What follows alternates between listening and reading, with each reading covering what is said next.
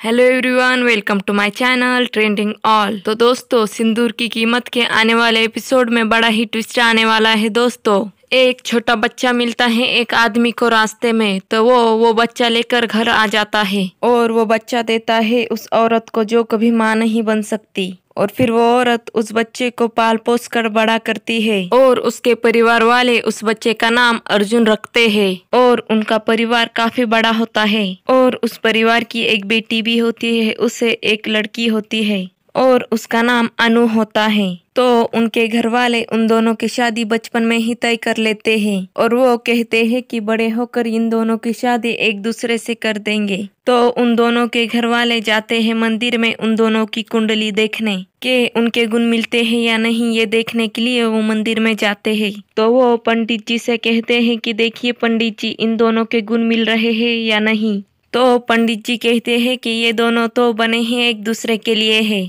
और पंडित जी कहते हैं कि पूरे 36 के 36 गुण मिल रहे हैं इन दोनों के।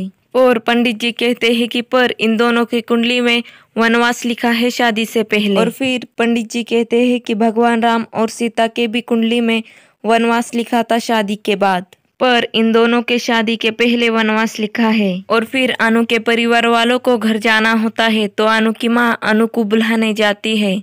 तो फिर अनु और अर्जुन खेल रहे होते हैं, तभी अनु की माँ आती है और अनु को कहती है हमें घर जाना है, चलो। तो फिर अर्जुन अनु से कहता है कि अब तुम कब आओगी। तो फिर अनु की माँ अर्जुन से कहती है कि ये जो पेड़ दिख रहा है ना, इसके पीछे जब सूरज चले जाएगा तब अनु आ जाएंगी तुमसे मिलने। और फिर अनु और उसका परिवार वहां से चले जाते हैं। और फिर अनु और उसका परिवार जब घर लौट रहे होते हैं तभी कार में उनका एक्सीडेंट हो जाता है और फिर वहीं पर अर्जुन और अनु अलग हो जाते हैं, एक दूसरे से दूर हो जाते हैं। और फिर अनु की कार नदी में गिर जाती है और फिर अनु एक मछुआरे को नदी के किनारे पर मिलती है और फिर वो मछुआरा अनु को अनाथ आश्रम के एक स्वामी के पास ले जाता है। और फिर वो स्वामी अनु से पूछते हैं तुम कौन हो बेटा। तो अनु बहुत रोती है क्योंकि उसे कुछ भी याद नहीं होता। तो फिर स्वामी जी को बहुत ही बुरा लगता है और फिर वो स्वामी जी अनु को उस अनाथ आश्रम में ही रख लेते हैं और फिर अनु का नाम वो मिश्री रख देते हैं।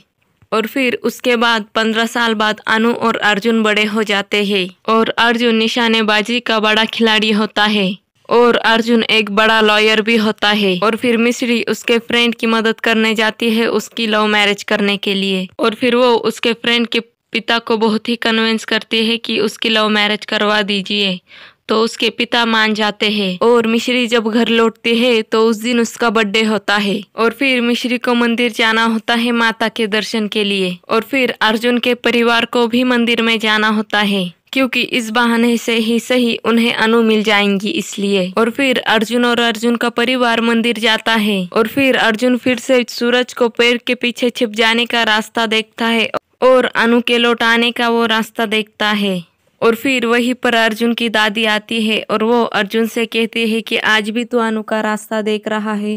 और फिर अर्जुन कहता है कि मुझे पता है वो लौट कर नहीं आने वाली, पर अब आदत सी हो गई है। और फिर अर्जुन की दादी कहती है नहीं, वो एक ना एक दिन लौट आएंगी। और फिर वहीं पर पंडित जी आ जाते हैं और फिर वो पंडित जी अर्जुन को एक थाली में लाल रंग का पानी देते हैं।